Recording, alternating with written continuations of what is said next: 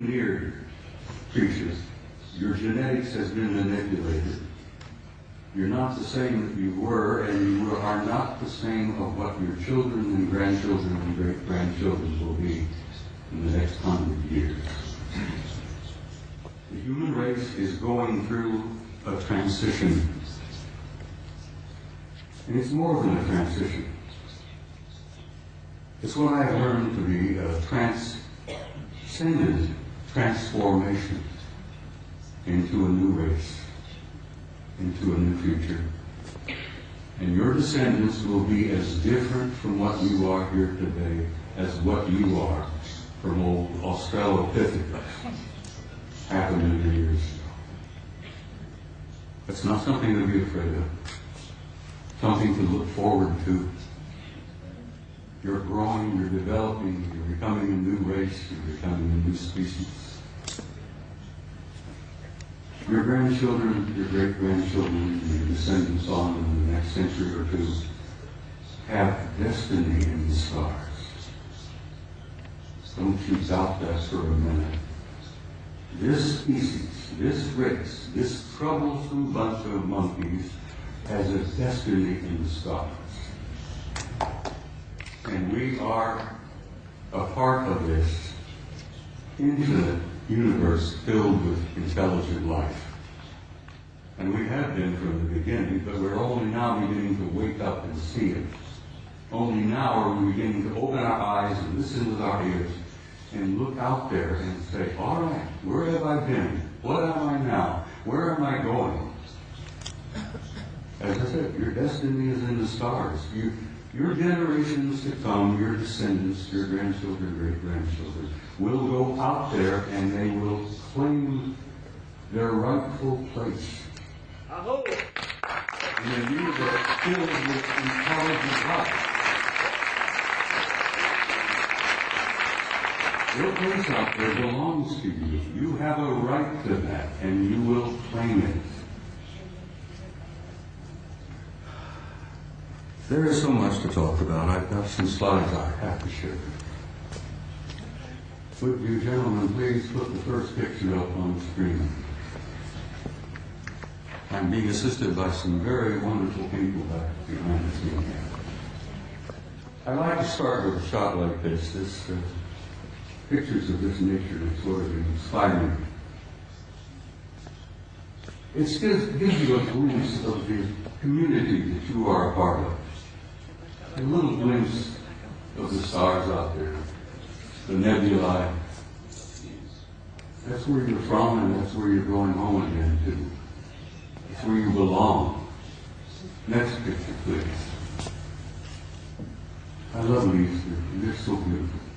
I have some of these on my wall at home. But they inspire me. I look at them and I have a sense of recognition that I've been there before. And I know that I'm going back. But something happened in my country over the last few years that I'm very, very troubled by. Just last week, the United States celebrated the 40th anniversary of putting a man on the moon. Then we went through this whole whoop-de-doo of patting ourselves on the back and thinking, gee, wasn't that neat? Armstrong, Aldrin, Collins up there in orbit. On the moon, aren't we great people? Aren't we magnificent? Look what we did. Well, let me tell you a couple of things that they did that you may not have ever heard about before. They took the few pictures they had it all televised, everybody, Walter Cronkite and all of them were looking out. Golly gee, isn't this great? Isn't this neat? We got a couple of guys on the moon. Ladies and gentlemen, my government, NASA, NASA, which many of us in the United States say stands for never a straight answer, proceeded to erase 40 rolls of film of the Apollo program. The flight to the moon, the flight around the moon, the landings on the moon, the walking guys here and there. They erased, for Christ's sake, 40 rolls of film of those events. Now we're talking about several thousand individual frames that were taken that the so-called authorities did not have a right to see. Oh, they were disruptive, socially unacceptable, politically unacceptable. I become furious. I'm a retired command sergeant major. I was never famous for having a lot of patience. The idea when I found out that they had erased 40 rolls of film involving several thousand individual shots about what really happened up there, I became so furious that I could have punched the director of NASA in the nose. I try to be. I'm not a dangerous man. I like to tell people that, like Henry Higgins in My Fair Lady, I have the milk of human kindness by the quart in every vein. So I really am a gentle man. But I have the capability, the potential of being rather dangerous and violent. And these lies and these cover-ups that I've learned about firsthand over the years literally infuriate me.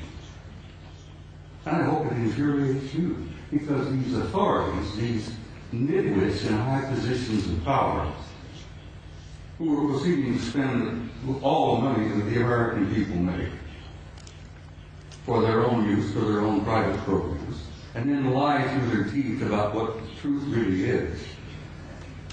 Well, thanks to the idea that there were a few employees in NASA 40 years ago, even today, there are some good people working there, decent people, honest people.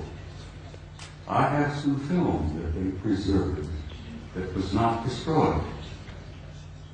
Gentlemen, put up the next picture for me.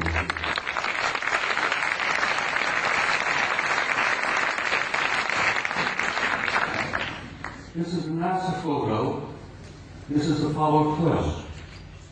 Apollo Systems 12, roll number 50, negative number 7348. They were flying over the moon before they landed. They went into orbit around the moon. As many of you, I'm sure, if you know the system, you know the procedure. They went into orbit around the moon, and while they were there in orbit around the moon, a number of anomalous artifacts began showing up, showing interest in them. Next picture, please. This picture was taken by Neil Armstrong while they're looking out of the window of their little craft. This object flew by. There's the moon in the background, of course. There's this object that flew by the window of that little craft that they were riding in. Neil took the Hasselblad camera that he had, put it up to the window, and snapped this picture. Next picture, please. NASA Apollo 12. Roll 51, negative number 8653, something like that. Now this is a good-sized object. It's just several hundred feet in diameter that came up next to the lander, flew along beside them for a time. The guys in the Apollo crafts put their camera to the window and snapped the thing, and I've always jokingly said there were guys inside of this taking pictures of an asset. We were photographing them, they were photographing us. Next picture, please. Photo NASA Apollo Systems number 14, Apollo 14. Roll 70, negative, what is it, 9837, I think, or 8827, I think it is. This is the Landsberg crater on the moon. The guys in orbit above the moon were particularly fascinated by Landsberg. They had been given a special assignment to take pictures of Landsberg because the crater, which they designated as Landsberg, had things going on in the crater that were very anomalous. There was construction going on. There were enormous facilities in the middle of the crater out there. So they were specifically designated and assigned to photograph Landsberg to see if they could figure out what the hell is going on down there in the crater on Landsberg. While they were looking at Landsberg, this object happened to express interest in them and flew by. Now this line is an artificial line that was drawn to show you the direction that this object was going. This is a good-sized object flying past the Apollo lander. God, I'm so glad that some of these were fake. I still get angry.